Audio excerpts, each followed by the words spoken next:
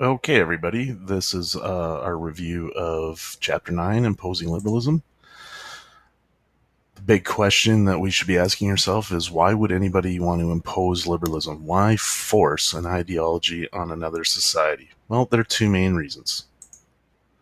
First reason is self-interest. It's in our own self-interest or our national interest to get involved in another country. For example, after 9/11, right, it was thought that imposing liberalism in other parts of the world would make us safer.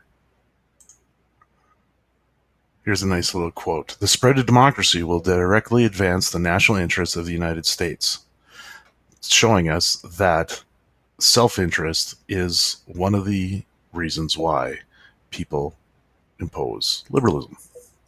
Second reason, humanitarian reasons. It's just the right thing to do. It's our moral and ethical responsibility. We want to help people who are suffering. We've seen this after tsunamis, natural disasters, even after World War II. The international community got together and set up systems to help reduce suffering. Like this quote says, decent peoples do not tolerate outlaw states which ignore human rights. We are going to get involved and stop the abuse of human rights. That's our moral and ethical reason, and that comes up under humanitarianism.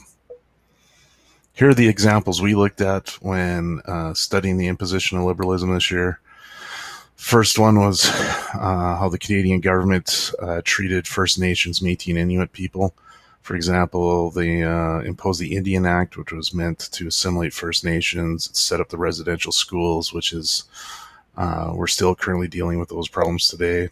And other issues we're still dealing with today are all the land claims from First Nations groups saying that the Canadian government wrongly took over their land.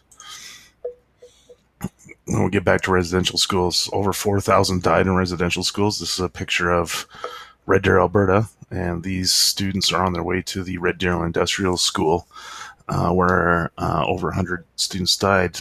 But to keep death statistics low, if anybody was showing any sign of sickness, they were sent home.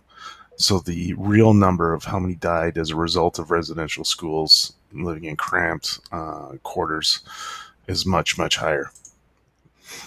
Another example we looked at was the U.S. invasion of Iraq. That follows the Bush Doctrine. If we think that you're going to harm us, we're going to harm you first, which actually goes against international law. The terms that the Bush regime used was regime change. We're going to go in and change your political leaders, and democratization. They wanted to democratize the Middle East, which would, in their minds, make the U.S. much safer. This, however, led to widespread resistance and an insurgency that kept the United States and Iraq much longer than they wanted to. One of the lessons we learned from that is imposing liberalism is not easy. Mistakes are made. This is the famous picture you already saw in class from Abu Ghraib prison, where U.S. soldiers tortured Iraqi prisoners. Not really imposing liberalism. Ideally, just pretty much perpetuating the same treatment prisoners have always had in Iraq, even before the U.S. got there. It's estimated that at least 500,000 civilians have died since 2003, when the United States invaded Iraq. Is that the goal of imposing liberalism? Probably not. The last example we looked at was the war in Afghanistan. This is different than the war in Iraq. It was a direct response to 9/11, where the United States decided to remove the Taliban, who was the government at the time, a very extremist religious group, because they had sheltered and let Osama bin Laden train his terrorists in their country, and were directly connected to the 9/11 terror attacks.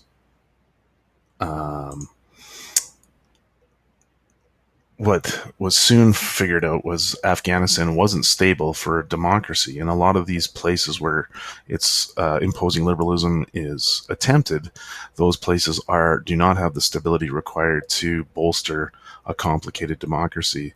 So countries like Canada, Britain, Norway, France, the United States all had to send troops to stabilize the country in order for it to become democratized. So the thing you have to ask yourself is, how successful is imposing liberalism? What is the real cost, the human cost, the materials cost, and what is the main motivation for doing it? All right, that's it. Thank you.